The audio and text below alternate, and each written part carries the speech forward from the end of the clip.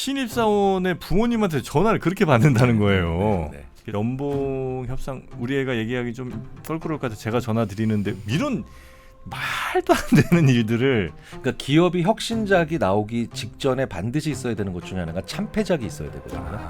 네네. 아이폰부터 뭐 신라면, 뭐 바나나마두 우리가 알고는 굉장히 혁신적이거나 아니면 오랫동안 사랑받는 제품 전에는 우리가 이름도 잘 기억을 못하는 어마어마한 참패, 실패작들이 있었거든요. 질병에서부터 아이의 문제까지 대부분 부모가 뭘 안 해서 생기는 문제보다 부모가 뭘 하셨기 때문에 생기는 문제가 훨씬 더 많아지거든요. 흉터 남지 않을 정도의 상처는 자주 경험하게 해라. 각 분야 최고의 전문가들을 모시고 그분들의 깊은 인사이트 함께 나누는 시간이죠. 신과 대화. 오늘은 저의 굉장히 관심 있는 주제이기도 하고 또 요즘 우리 사회가 여기에 너무 목을 매는 것 같은 느낌이 좀 들어서 한 번은 꼭 좀 얘기하고 싶었던 그런 주제이기도 합니다. 육아 중에도 한국형 육아라는 지나친 관심, 제가 이게 너무 싫어하는데 그 이야기를 우리 심리학과 김경일 교수님 모시고 흥미로운 이야기 한번 좀 나눠볼까 싶습니다. 교수님 어서 오십시오. 네, 안녕하세요. 네, 반갑습니다. 네. 오랜만에 뵙습니다, 교수님. 저는 뭐 화면에서 너무 자주 뵈서. 그렇습니까? 네. 저도 뭐 종종 뵈요. 그렇게 보면 종종 뵙는데 직접 이렇게 뵌 게 그렇죠. 한 1년 만인가요? 1년 정도 된 것 같습니다. 네. 그래서 항상 교수님과 이렇게 대화를 나누고 나면 너무 이렇게 유쾌하고 예, 웃음은 많이 나오는데 뒤돌아보면 이 사회 큰일 났다 이런 생각이 들기도 하고 네. 오늘은 이제 육아 얘기인데 육아를 많이 하셨나요 혹시 우리 교수님은? 저는 집에서 저랑 같이 살고 계신 그 여자분이 육아에 많이 참여했다고 하면 아마 굉장히 분노하실 텐데 네. 첫째 아이 지금 이제 대학교 졸업한 첫째 딸 좀 많이 참여했던 편인데 이제 대학 들어간 둘째 딸은 많이 참여를 못한 거는 시인합니다. 겸허하게 시인합니다. 밖에서 일이 좀 많으셨으니까. 네. 그래서 우리 교수님도 지금 육아 관련 책이라고 해야 되나요? 이 적절한 좌절이란 책을 이번에 내셨다는데 이게 육아와도 매우 깊은 관련이 좀 있는 책인 거죠? 그렇죠. 이제 제가 이제 정신건강 전문의 유한욱 원장이랑 이제 정신과 의사죠. 우리가 일반적으로 얘기하는. 네, 그다음에 이제 저는 이제 심리학자인데 전반전 후반전을 나눠서 썼는데요. 아무래도 소아청소년 전공으로 보니까 그런 육아 과정에서 이런 문제가 있고 이런 게 잘 안 풀리면 이런 안 좋은 점이 생길 수 있죠. 그런데 그런 사람들이 어른이 됐으면 더 안 좋아지겠죠. 저는 그래서 그 후반전 어른 됐을 때 안 좋아지는 문제를 다뤘고요. 그렇습니까? 그리고 이제 그 유한욱 원장이 자기가 직접 진료 현장에서 본 이제 많은 이제 유아동 그리고 이제 청소년 이야기를 저한테 그러니까 왜 이런 책이 나올 수 있냐면 저랑 이제 유한욱 원장이 이제 친구예요. 그래서 이제 그 말인즉슨 이제 자주 만나서 술을 마신다는 얘기. 육아하셔야죠. 그래서 맨날 근데 왜냐하면 또 환자의 이 사례를 또 서로 일반적으로 얘기할 수는 없지만 그러네요. 이 개념적으로는 공유하잖아요. 그러다 보니까 제가 보고 있는 그런 성인이 저런 과정을 통해서 커 왔구나. 네, 알겠습니다. 자, 그래서 이제 뭐 책 내용도 좀 말씀 주시고 아니면 또 느끼셨던 여러 가지 것들도 같이 오늘 말씀을 좀 해주실 텐데 적절한 좌절이라는 거는 감은 대충 오긴 하거든요. 이게 왜 필요한지 또 어느 정도가 적절한 건지 그게 이제 중요한 거 아니겠습니까? 그렇죠. 좌절은 왜 필요합니까 우리에게? 좌절이란 경험을 해야만 가야 될 길이 보이는 거죠. 좌절을 해야만 길이 보인다. 그러니까 기업이 혁신작이 나오기 직전에 반드시 있어야 되는 것 중에 하나가 참패작이 있어야 되거든요.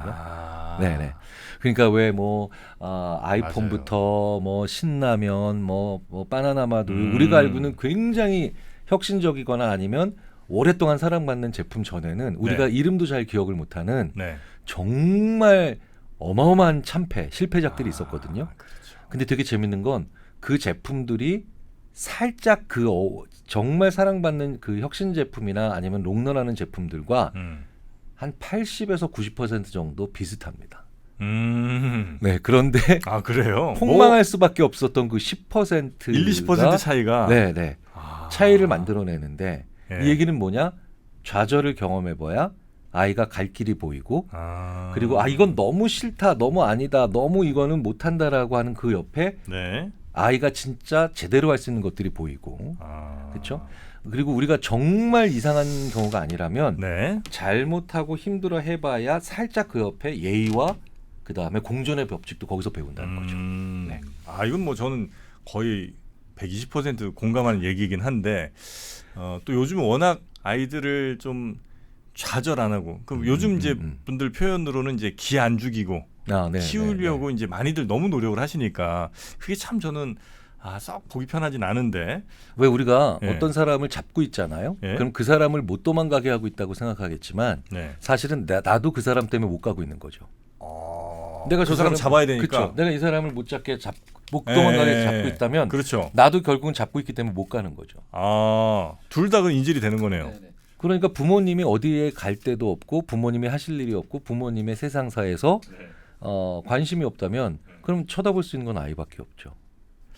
이게 본인의 무엇이 없어서 아이들을 자꾸 보는 거예요? 물론 꼭 그렇다고만 말씀드릴 수는 없지만 예. 기본적으로 우리가 무언가에 집중하는 이유는 예.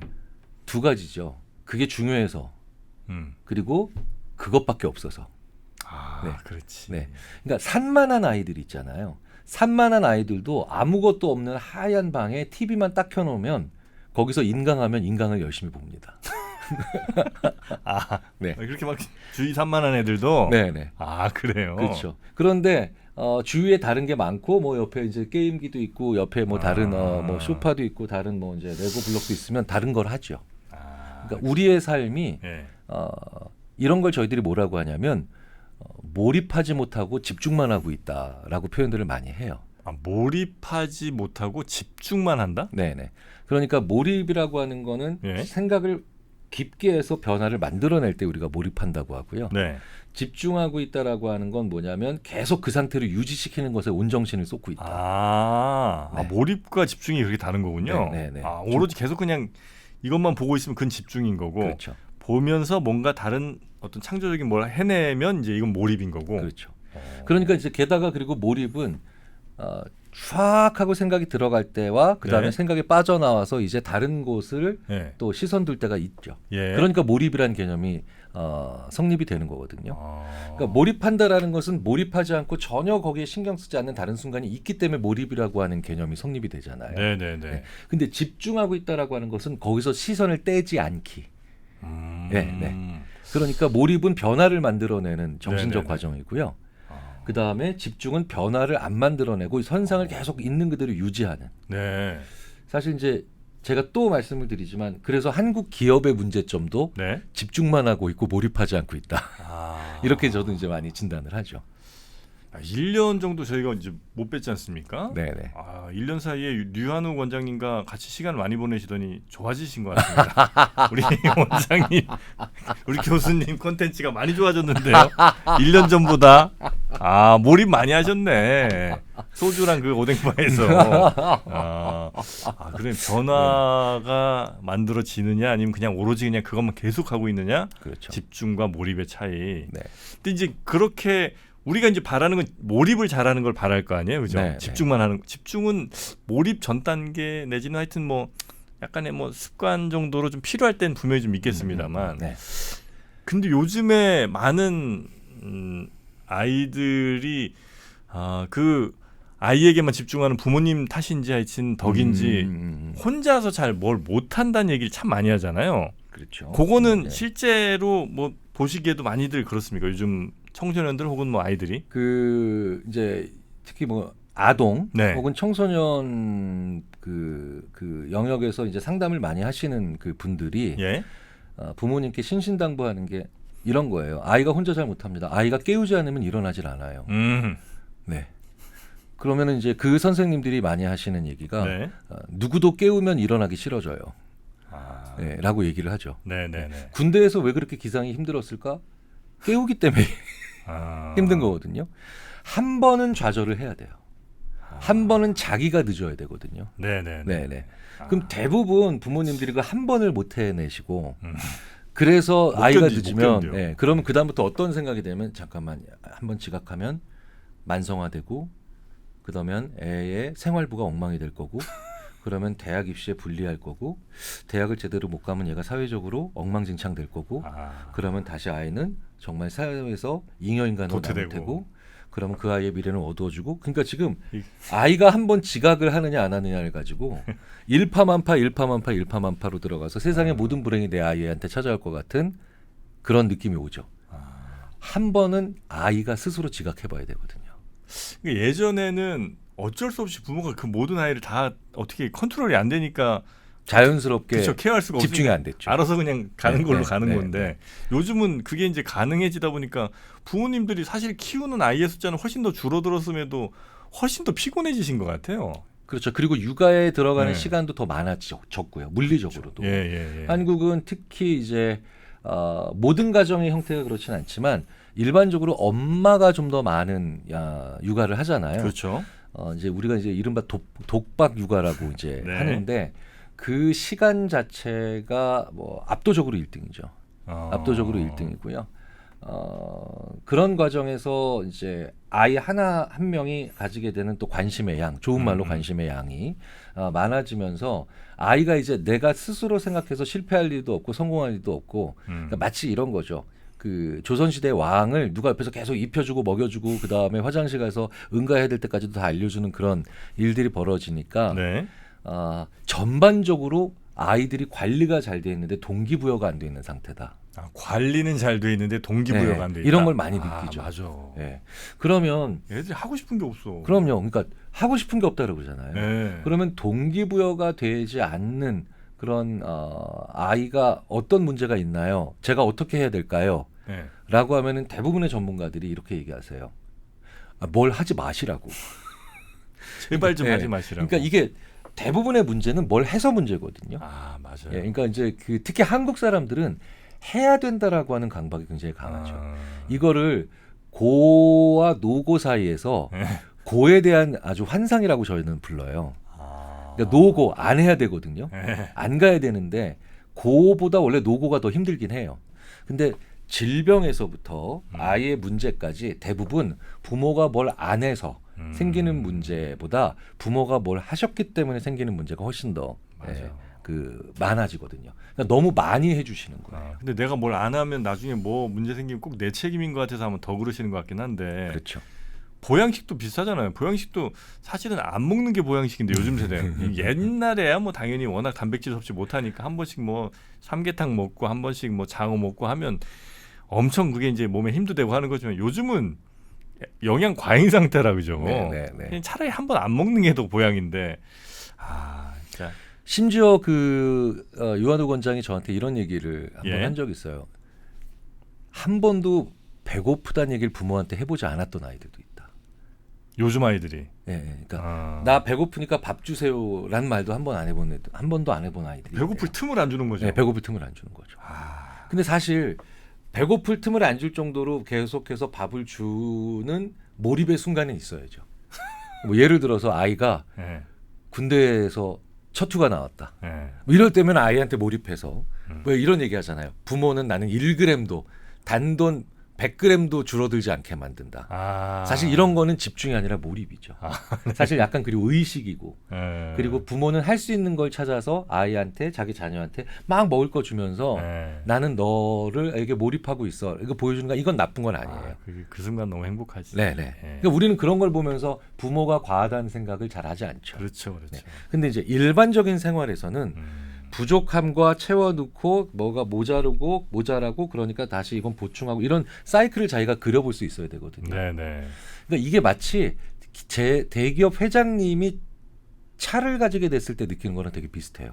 대기업 회장이 차를 갖는 거예요? 네, 그러니까 자기가 이제 왜 대기업 회장님들은 기사분이 계셔서 기름도 누가 늘 채워놓고 차 들어오면 누가 늘 닦아놓고. 그렇죠. 네, 그 다음에 뭐 이제 와이퍼가 조금 이상하다 싶으면 벌써 갈아놓고 다 하잖아요. 그러니까 이제 대기업 회장님이 그런데 갑자기 이제 회장을 그만두고 차를 하나 좋은 걸 사셔서 나는 왜 늘 그 차를 타고 다녔으니까. 예.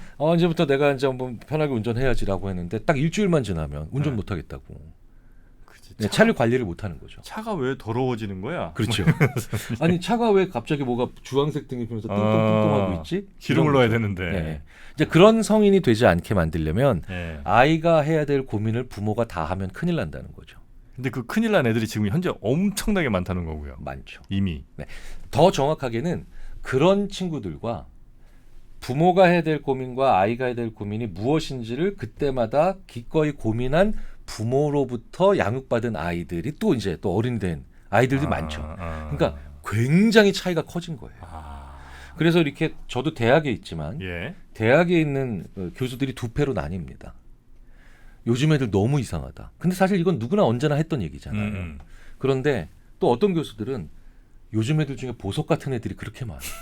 나라고 할 만한 제목들이 너무 많이 보여. 그러니까 이게 중간지대가 사라진 것 같아요. 저도 그거 좀 느낍니다. 중간지대가 사라진 것 같아요. 비슷하구나. 똑같은 능력과 똑같은 시험을 통해서 네. 기업에 들어왔는데 예. 너무 괜찮은 친구와 예. 이런 느낌까지 오죠. 야 나는 너랑 같은 나이였으면 큰일 났겠다. 오. 너랑 다른 시대에 태어나서 나는 오히려 지금 다행이다. 이게 저만 느끼는 게 아니군요.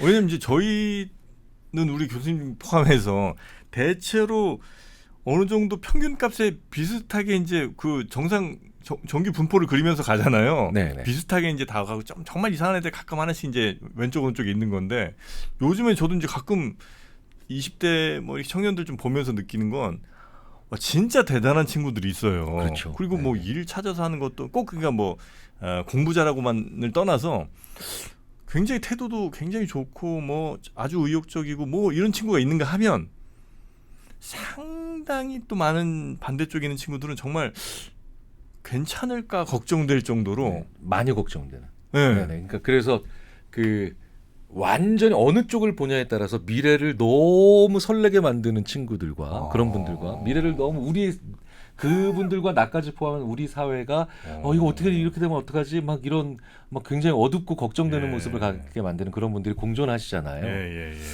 이것만 연구한 사람들도 따로 있는데 그 대부분의 그 연구자들이 그런 얘기를 합니다. 모든 세대는 그 이전 세대가 모든 세대는 그 이전 세대를 보면 정상 분포고 다음 세대를 보면 쌍봉이래요.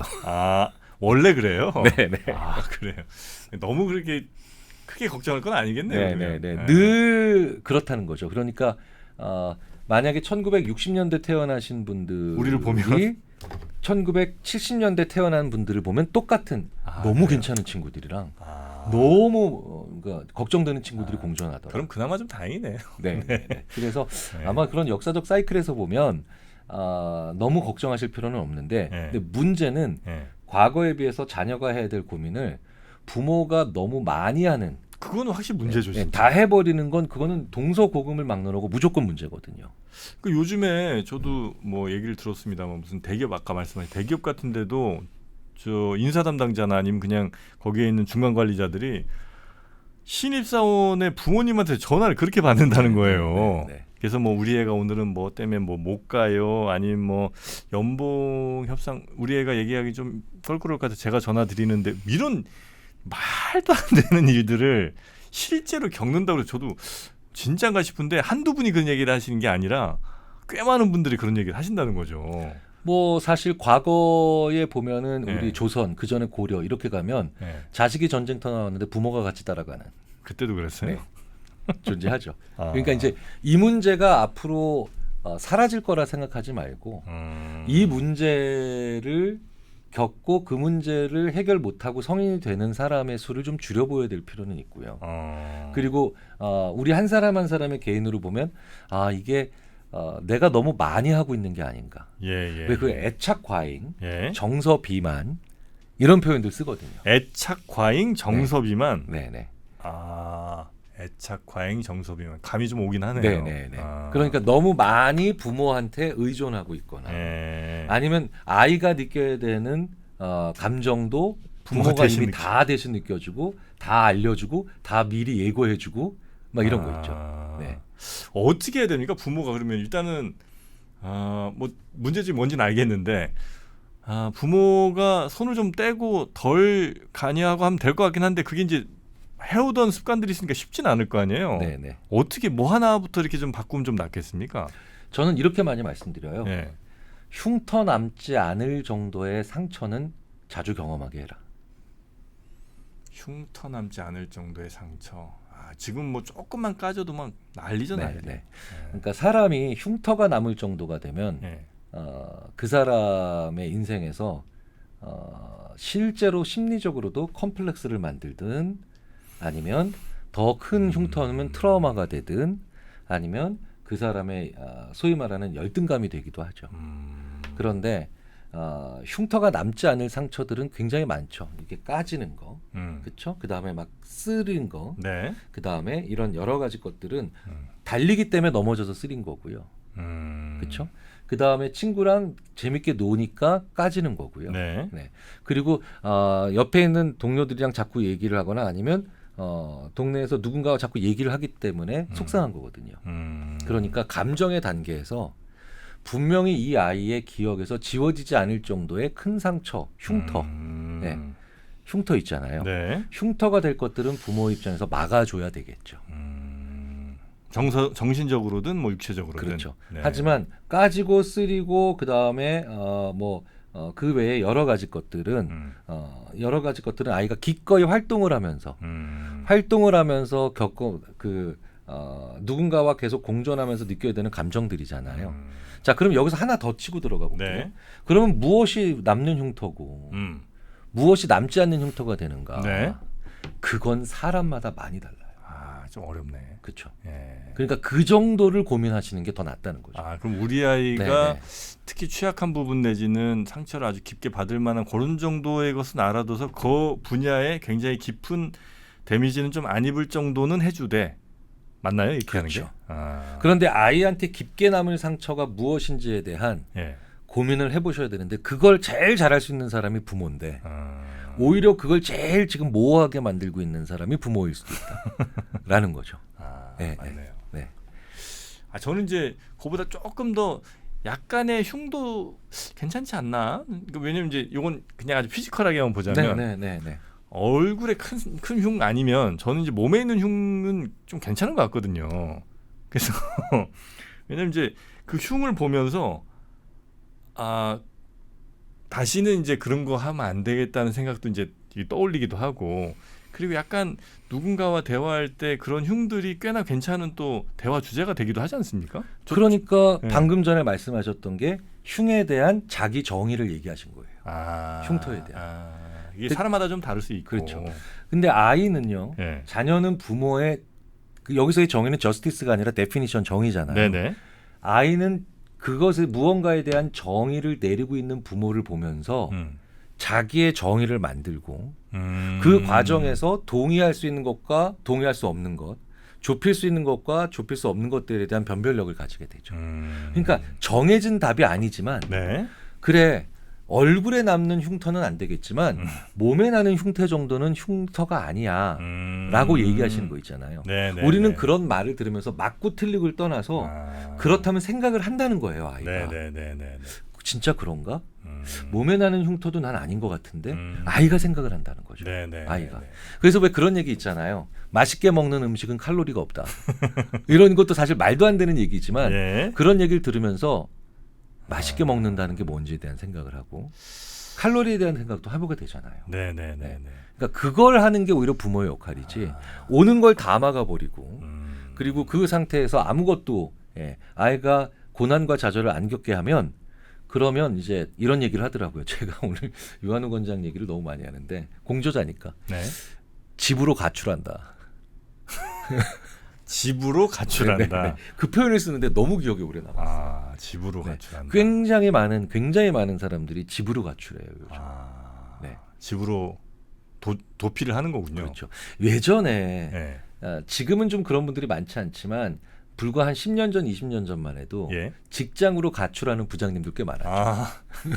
그렇지. 일도 별로 없는데 네, 괜히 회사에서 안 가 막. 그렇죠. 괜히 부하 직원들 괴롭히고. 네네. 네. 그러니까 이분들은 이제 집에서의 약간의 어려운 마찰이나 아니면 약간 불편한 대화도 감당을 못 하시는 예. 그런 분들이 된 것처럼 이젠 반대로 그 부장님들의 자녀들이 집으로 가출하는 일들이 벌어지는 현상들이 나오는 거죠. 회사로 가출하는 것도 사실 좀 문제긴 문제인데 뭔 일만 있으면 그냥 집에 들어가서 박혀 있는 거 이것도 꽤 큰 문제인 거죠. 저는 시험 보다가 예. 학교도 아닌 학원에서 시험 보다가 문제가 잘 안 풀린다고 집으로 도망간 친구를 본 적도 있습니다. 학원 시험을 네, 네. 학원은 어차피 뭐 무슨 기록에 엄청 남는 것도 아닐 거고 네, 네. 자기 뭐 내신 결정하는 것도 아닐 거고. 그렇죠. 그러니까 문제를 못 푼다라고 하는 좌절을 못 받아들이는 거예요. 아 그래요. 그러니까 이게 뭐냐면 어렸을 때부터 계속 100점만 맞았기 때문에. 아, 네. 아. 그래서 90점을 감당을 못하는 거죠. 네. 그래서 제가 100점 만점 나오게 절대 하지 마라. 애들 키울 때. 네. 그러니까 선생님들한테도 농담 반 하지만 진담 반을 섞어서 100점이 나오는 시험은 시험이 아니다. 아니 그 아이들이 결국 이제 어른이 된다는 건 그만큼 뭐 여러모로 독립을 한다는 걸 거 아니에요. 네, 네.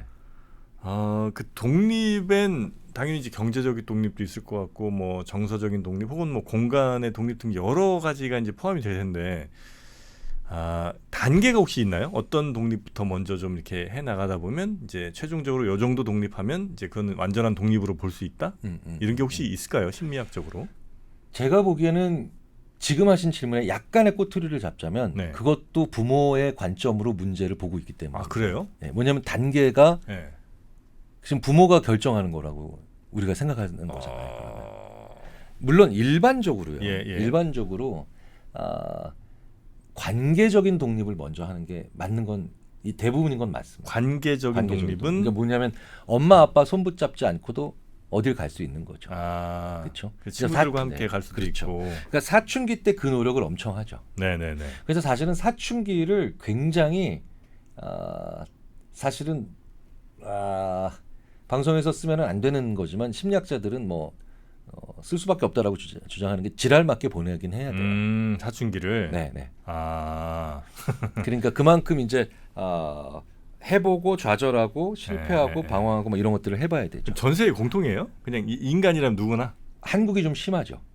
근데 그게 왜 그러냐면 사춘기의 요소 중에 하나가 부모와 형성됐던 애착을 잠시 끊어내야 그게 독립이 가능하잖아요. 그렇겠죠. 근데 부모 자식 간의 애착이 유난히 강한 나라가 한국이거든요. 근데 그 애착의 상당 부분은 부모와 자식이 서로 안고 만지고 막 뽀뽀하고 볼 비비고 이런 거거든요. 특히 유아 때, 네. 아동기 때. 근데 그걸 워낙에 많이 하는 나라가 한국이에요. 우리가 많이 해요.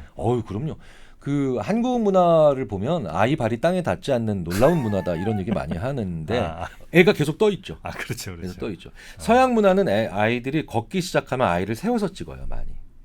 그래요. 네, 근데 우리는 애가 괴롭다고 그만 놔줘라고 할 때까지 계속 애를 안고 찍죠. 누군가를.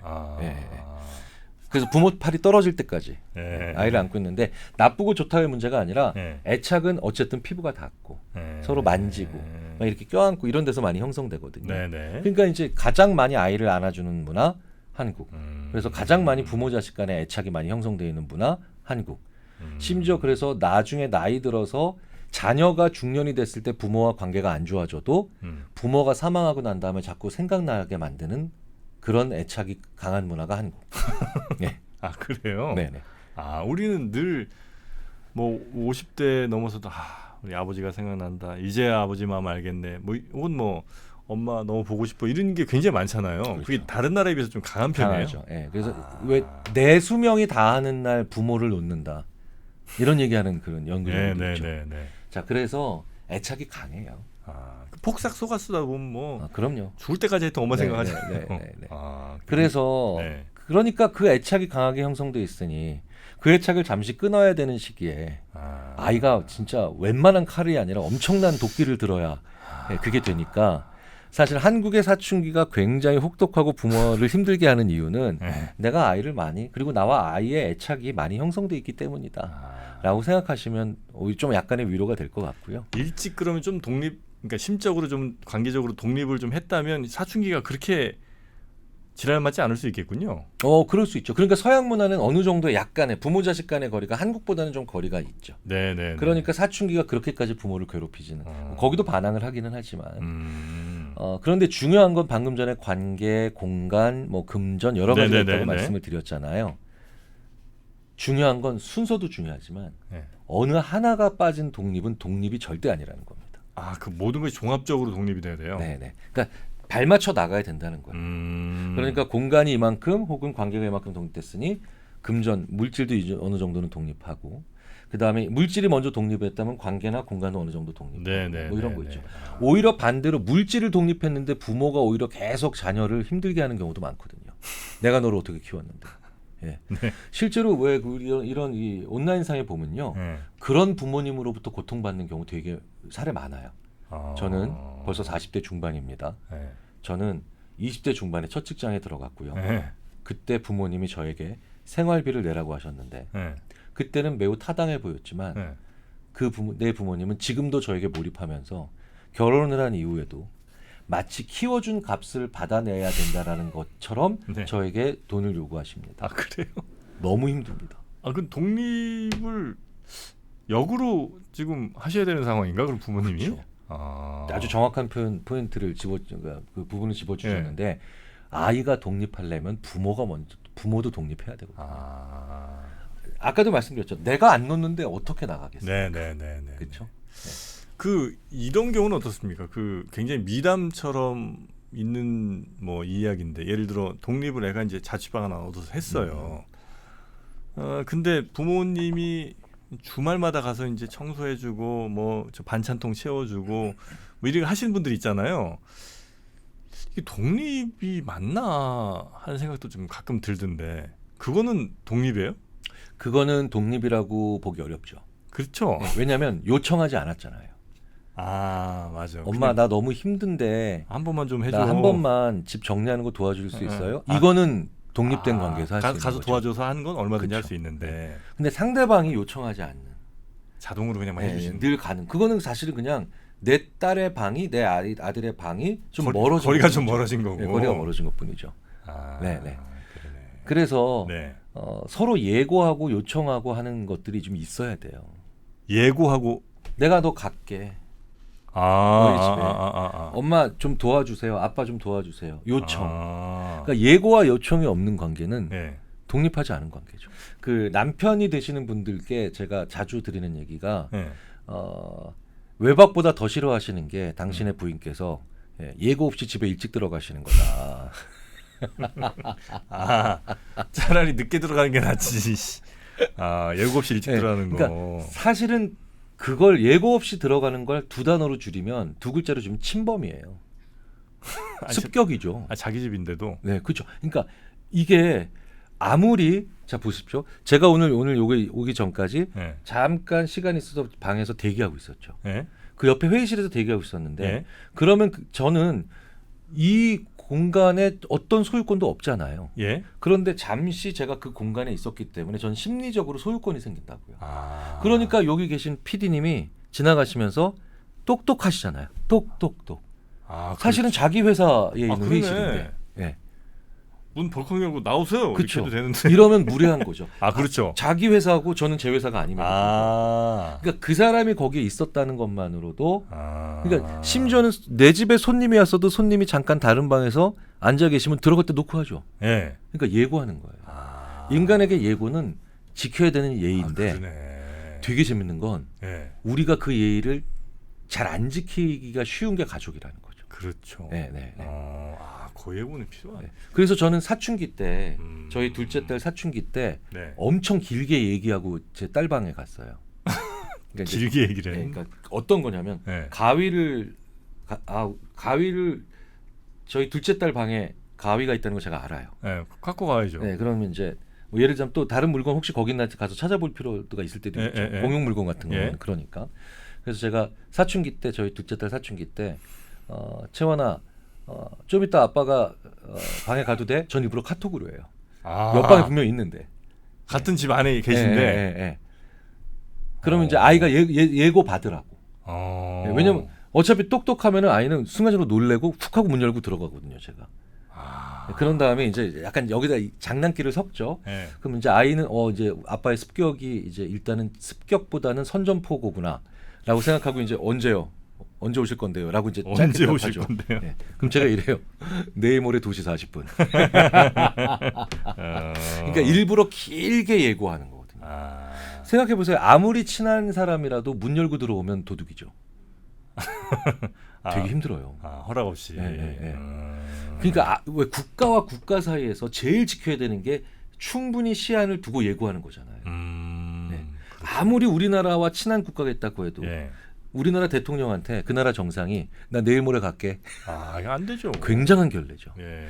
그리고 마찬가지로 1년 전에 약속해 놨었는데 갑자기 일주일 전에 나 안 갈게. 이것도 결례죠. 예. 그러니까 사람과 사람 사이에서 가장 중요한 예.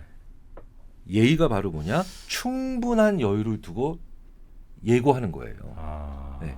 근데 그 예고가 부모 자식 관계에서 특히 아이가 그런 예고를 할 필요가 없었던 어린 시절의 룰을 계속 끝까지 가지고 가는 거. 네네네. 이거 되게 안 좋은 거죠. 아이들에게도 뭔가를 특히 이제 그 아이들의 공간에 뭐 들어가고 날 때도 이제 예고를 미리미리 해주는 것들이 어쩌면 아이들이 더 인격적으로 독립적으로 자라는데도 꽤 도움이 되겠네요. 그렇죠. 그게 어른 되죠. 그렇죠. 네. 왜냐면 그다음에 내 성장한 공간- 사람 되죠. 부모님도 내 공간에 대해서 이렇게 지켜준다는 생각도 아마 할 수 있을 것 같기도 하고 그렇죠. 나 역시도 누군가의 공간에 갈 때는 이렇게 해야 된다는 거를 더 습득을 할 테니까 그렇죠. 이거 굉장히 중요한 네. 얘기네. 예고를 해야 된다. 그리고 뭐 의견 듣기도 마찬가지죠. 네. 그러니까 뭐냐면 자 이번에 즉석 떡볶이집 너무 괜찮대. 우리 거기 가서 밥 먹자. 좋은 뜻이죠. 네. 그런데 아이한테 그 의견 물어보지 않았잖아요. 그렇죠. 예. 그럼 아이가 할 수 있는 반응은 싫어 안 갈 거야. 와 말없이 따라가기 둘 중에 하나거든요. 그럼 말없이 따라갈 때는 그냥 아무 문제 없이 그냥 간 건데 예. 싫어 안 갈 거야라고 하면 뭐지 얘가 왜 반항을 하지? 이렇게 되는 거죠. 의견을 물어봐야 네, 그러니까 왜 저는 그래서 네. 이 적절한 좌절이 연구자들의 책이라면 꼭 같이 읽어보시라고 같이 곁에서 네. 곁들이는 책으로 김소영 작가의 어린이라는 세계라는 책을 꼭 같이 추천드려요. 어린이라는 세계. 예. 그러니까 그게 작가가 오랫동안 그 작가님이 어린이들을 보면서 예. 관찰하신 거예요. 관찰하신 거고요. 그거를 소위 말하는 이제 이론적 근거에 의해서 풀어내고 그 다음에 악화된 사건 케이스나 아니면 이후의 네. 세계까지 풀어낸 게 적절한 좌절이라면 저는 두 책을 같이 읽어보면은 시너지가 많이 날 것 같다는 생각이 그래요? 들거든요. 근데 그 어린이라는 세계에 네. 같은 얘기가 나와요. 아이들은 못하는 게 아니라 느리게 하는 거다. 네. 혹시 애가 지금 그래도 비교적 독립적으로 또 혹은 뭐 꽤 잘 자라고 있다. 뭐 공부 잘하고 이런 거 빼고 그냥 잘 어른이 되기 위한 준비들을 하고 있다는 걸 알 수 있는 지표 내지는 행동들 우리가 파악할 수 있는 게 혹시 뭐 있습니까? 괴로워하고 괴로워하고 고민하고 그렇죠. 힘들어하고 그걸 지금 애가 만약에 12살인데 막 괴로워하고 힘들어하는 걸 본다면 괜찮네. 이렇게 생각하면 돼요. 아이가 근데 괴로워하는 게 네. 부모의 입장에서는 고통스러워한다고 생각하는 거죠. 아이가 슬퍼하고, 그러니까 아이가 속상해하고 있으면 네. 부모는 그걸 어떻게 느끼냐면은 아이가 대성통곡하고 있다고 느끼는 거죠. 그러니까 이거 마찬가지예요. 아이가 견뎌낼 수 있을 만한 적절한 수준의 고통, 그러니까 괴로움, 슬픔, 그 다음에 속상함 이런 것들을 아이가 하고 있는지를 봐야 되죠. 되게 중요한 건요. 네. 안 좋은 감정들도 반드시 성장 과정에서 겪어봐야 됩니다. 그렇죠. 감정들을. 네. 맞아요. 슬퍼해 본 적이 한 번도 없는 사람이 네. 굉장히 냉혹한 사람이 되고요. 한 번도 화를 내보지 못했던 사람이 결국 화내는 법을 모르다가 우라병에 걸리고요. 네. 아니면 어느 순간 폭발하기도 하고. 그렇죠. 네. 그러니까 부정적인 감정, 부정적인 맞아. 감정도 마땅히 틈틈이 겪어봐야 되거든요. 그러니까 예를 들자면 예. 아까 그 시험 문제가 안 풀린다는 경험을 처음 해서 집으로 가출한 그 친구를 예. 보면 한 번도 곤란한 감정을 안 느껴봤던 거죠. 시험 보면서. 이거 어떡하지? 그렇죠? 그런데 시험 볼 때 제일 중요한 것 중에 하나가 뭐겠습니까? 시간 관리 능력이죠. 네네네. 시간 관리 능력의 핵심은 뭡니까? 풀기 쉬운 문제와 풀기 어려운 문제를 잘 나눠서. 그렇죠. 잘 나눠서 네. 배치를 하는 거죠. 그럼 풀기 쉬운 문제와 달리 풀기 어려운 문제는 곤란함을 당연히 동반하죠. 네네네. 그러니까 곤란함을 느껴본 친구들만 그걸 할 수가 있겠죠. 네. 그래서 의외로 전교 1등 수준을 넘어서 매일 만점 받던 친구들이 왜 이런 거 있잖아요. 불수능, 물수능 말고 불수능. 그러니까 수능 문제가 갑자기 너무 어려워졌어요. 멘붕 오죠. 네. 이때 최상위권 친구들 중에 멘붕이 오는 친구들이 굉장히 많아요. 무너지고 왜 이런 느낌을 받아본 적이 없거든요. 네. 그러니까 사실은 생존력을 위해서 네네. 아이의 생존력을 위해서도 좌절에 해당하는 감정을 문득문득 느껴야 되고요. 그리고 그런 것들을 부모가 대신하려고 하면 큰일 나죠. 애들이 좌절했다 혹은 힘들어한다, 고통스러워한다 막 이럴 때 있잖아요. 네. 보기에 이제 요즘 많은 부모님들이 이거 막 난리 나잖아요. 이거 어떻게 하면 이제 우리 애가 이렇게 안 힘들어할까를 막 엄청나게 또 고민하시고 대신 울어주고 싶은 뭐 이런 분들, 뭐 그 마음은 충분히 이해는 좀 됩니다. 만약에 아이가 그러고 있다는 걸 발견했을 때 그럼 부모는 어떻게 하는 게 제일 좋습니까? 뭐 토닥토닥 아니면 혼자 충분히 저 할 거 다 한 다음에 그 다음에 나중에 이제 뭐 후기를 좀 물어본다든지 이렇게 하는 게 낫습니까? 아니면 어떤 대응이 제일 현명하다고 볼 수 있을까요? 일단은 첫 번째 리액션은 아이가 선택해야죠. 리액션을 첫 번째 행동, 첫 번째 대처, 첫 번째 무언가는 아이가 선택한 것으로 시작을 해서 네. 그게 너무 나갔다 싶었을 때 부모가 개입하는 거지 음. 어디로 가야 될지부터 선택을 부모가 해주면 안 된다는 겁니다. 그러니까 친구가 자기 물건에 자꾸 자기 장난감을 가지고 놀아요. 지 맘대로 네. 허락도 안 받고. 그렇죠. 네. 그러면 이럴 땐 화내는 거야는 안 좋다는 거예요. 아, 애가 화를 어떻게- 내든 그렇죠. 그 다음에 아니면 그 친구한테 타이르든 첫 방향의 행동의 방향은 아이가 선택해야 돼요. 그리고 그게 과하거나 모자랐을 때 부모님이 조언을 해주실 수 있죠. 보통 이제 부모님 먼저 개입해서 얘 너 왜 그러니 그러지 마 앞으로 우리 애 건 하지 마 그렇죠. 이렇게 이제 하시는데 그거 말고 네네. 애가 뭐 화를 내든 아니면 가서 다시 뺏어오는 행동을 하든 아니면 뭐 주저앉아서 드러누워서 뭐 소리를 지르든 여튼 첫 번째 행동을 보고 이게 너무 좀 과하다 싶은 거에 대해서는 이제 지도를 좀 해주시고. 그렇죠. 왜냐하면 아이가 가지고 태어난 기질이라는 게 있어요. 아 오늘 좋은데요, 네. 교수님. 네, 아무래도 이건 류한욱 박사님한테 다시 한번 감사 인사를 좀 드려야 될까요? 아 오늘 콘텐츠 너무 좋은데요. 작년만 해도 안 이러셨던 것 같은데. 작년에 무슨 말씀 아. 내용인지 기억이 안 나요. 작년까지는 이러지 않으셨던 것 같습니다. 아이고. 네. 어쨌든 그래서 이제 아이들이 뿌듯합니다. 먼저 행동하는 걸 첫 번째 행동을 보고 그 다음에 부모가 좀 네, 개입을 네, 하셔라. 네. 아, 세상의 많은 문제는 네. 행동의 방향보다 대부분 행동의 수위 조절이 문제거든요. 네. 아, 이것도 좋은데요.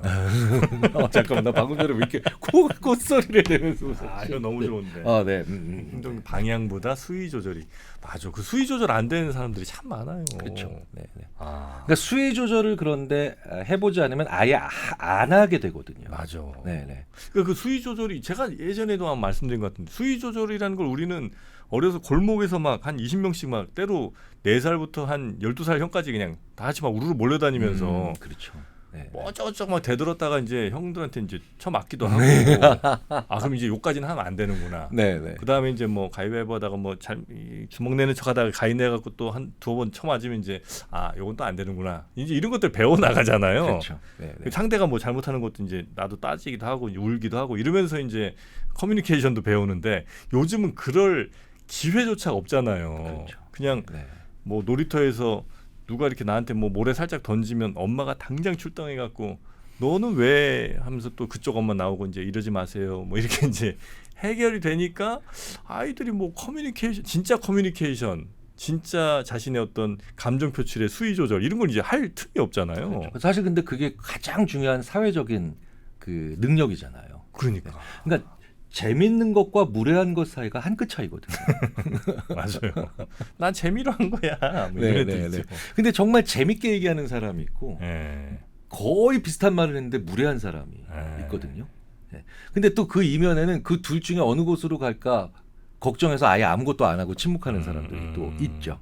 그 수위 조절에 그 말 그대로 이 책 제목인 적절한 좌절이 참 중요한 것 같습니다. 그렇죠. 네, 그 내가 어디까지 할 수 있을지에 대한 수위를 이렇게 계속 이제 0점 조절하듯이 또 시대나 사람이나 상대에 따라서 계속 이제 바뀌잖아요. 그럼요. 그래서 네, 수많은 네, 경험들을 통해서 수많은 좌절을 통해서 적절한 그 0점 조절을 좀 잘해줘야 되는데 네, 네. 요즘 많은 경우에 이제 그걸 할 기회조차 없는 우리 아이들이 많은 것 같아서 네, 네. 그걸 좀 걱정하면서 쓰신 책이다 이렇게 보면 되겠네요. 네, 그렇네요. 됐어. 너무 좋아졌습니다. 진짜 좌절 좀 많이 좀 시켰으면 좋겠는데. 끝으로 우리 아이를 키우는 많은 부모님들이 아마 오늘 좀 이거 보시면서 그래도 좀 대충 무슨 말씀인지는 알 것 같은데 어떻게 해야 되는지 그 구체적인 거는 조금 뭐 어려우실 수는 있을 것 같아요. 그 상황상이 워낙 이제 다양할 테니까 큰 원칙 이런 거 정도는 알고 계시면 아마 어떤 상황이 오더라도 대략 그 원칙에 맞춰서 요렇게 하시면 되지 않을까라고 만약에 말씀 주실 게 있다면 어떻게 말씀을 좀 주실까요? 무엇만큼은 안 해야 되겠다라는 걸 한번 3가지만 적어보시면 좋겠어요. 뭐만큼은 네. 안 해야 되겠다. 왜냐하면 지금 이 내용을 보고 계실 부모님들이면요. 예. 아이를 방치하거나 예. 아이를 학대하실 부모님이 아니세요. 그렇죠. 네. 예. 그러니까 지금 이 내용을 관심 있게 여기까지 지금 보고 계셨다면 예. 분명히 아이에게 많은 애정과 관심과 그다음에 정말 많은 좋은 것들을 하려고 최고의 노력을 하고 계신 부모님들이시죠. 예. 그러니까 이것만큼은 앞으로 하지 말자. 3가지만 한번 정해보시면 어떨까 싶어요. 네. 네. 그 3가지 중에 들어갈 만한 뭐 예제 정도 혹시 한두 개 정도만 만약에 예를 들어주시면 혹시 감이 좀 안 오시는 분이 계실 수도 있어서 어떤 예제가 좀 있을까요? 예를 들자면 이런 거죠. 네. 대신 고르기, 대신 말하기, 대신 움직이기. 네. 그 중에 분명히 있습니다. 그렇게 한 3가지 정도 정해서 내 행동을 보면서 내가 지금 대신 뭘 했구나. 그렇죠. 이런 거를 네. 그 골라주는 거 정말 이건 마지막으로 여쭙는 건데 이렇게 마트를 가거나 요즘 이제 다이소 가면 또 애들 미쳐버리거든요. 그런 다이소 같은 데가 애들 이제 막 고르게 할 수도 있고 아니면 부모님이 보실 때 야, 이건 좀 아닌 것 같고 딱 봐도 뭐 금방 부서질 거 뻔하니까 그래서 이걸 대신 내가 골라주거나 아니면 이렇게 얘기를 좀 해주거나 이런 경우들은 이제 많이 보게 되는데 어느 정도 하는 게 좋을까요? 물론 아이들 뭐 특성 따라 좀 다르긴 하겠습니다만 대신 골라주는 거 어느 정도까지는 그래도 좀 괜찮은 건가요? 일단 네. 아이가 자기의 선택에 후회도 해봐야 되고요. 그다음에 자기의 선택이 잘못됐다라고 얘기를 할 수 있어야 돼요. 네. 그러니까 무슨 얘기냐면 아이가 속상해할 때 왜 네. 속상한지를 들어주셔야 돼요. 그래야 아이는 자기의 선택을 후회한다라는 걸 숨기지 않을 수 있거든요. 근데 우리는 둘 중에 하나죠. 아니야 이게 더 좋아 라고 가로채서 아이의 선택을 내가 가로채서 하는 경우도 있죠. 근데 두 번째가 더 안 좋은 게 뭐냐면 그 선택이 잘못됐을 때 아이를 수치심 느끼게 하거나 아니면 거봐 많이 하죠. 네. 내가 뭐라 그랬냐? 네네. 아이고. 그래서 아이가 입을 다무는 겁니다. 그러니까 실패할 선택, 후회할 선택 혹은 그런 것이 조금이라도 예상되면 아이들이 아예 생각을 멈춰버리는 거죠. 그러면 이걸 방지하려면 어떻게 해야 되느냐? 오늘부터 하나만 안 하셔도 된다는 거예요. 뭐죠? 네, 그럴 줄 알았어. 내가 이럴 줄 알았다. 네. 그러니까 엄마도 미처 몰랐다. 사실 그리고 대부분 몰라요. 몰라요. 그러니까 내가 이거 사지 말라 그랬잖아. 라고 해서 문제 생겼을 때도 있지만 엄마가 사라고 해서 그래? 산 것도 비슷하게 문제가 되는 경우가 많거든요. 그렇죠. 네네. 그래서 엄마도 미처 몰랐어.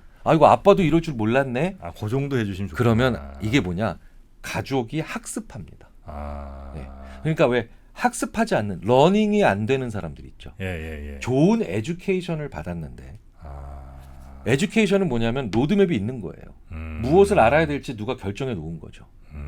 그래서 최고의 좋은 교육기관에서 좋은 교육을 받았는데 그걸 졸업한 이후에 학습, 성장이 안 되는 사람들의 특징을 봤더니 그 주위에 있는 사람과 본인 모두 네, 그럴 줄 알았어.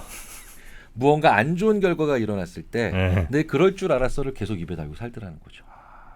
알겠습니다. 하여튼 오늘 우리 김경일 교수님 모시고 적절한 좌절이라는 그 책 내용과 함께 아마 그 책 밖에 있는 내용도 좀 많이 드린 것 같고요. 아마 이 책 읽어보시면 또 류한우 원장님의 인사이트 또 우리 교수님의 흥미로운 여러 사례들 이런 것들 같이 좀 보실 수 있을 것 같아서 관심 있는 분들 아이 뭐 키우신 분들도 그렇고 아니면 그냥 우리 인간에 대한 관심이 좀 많은 분들은 한번 읽어보시면 좋지 않을까 하는 생각이 좀 듭니다.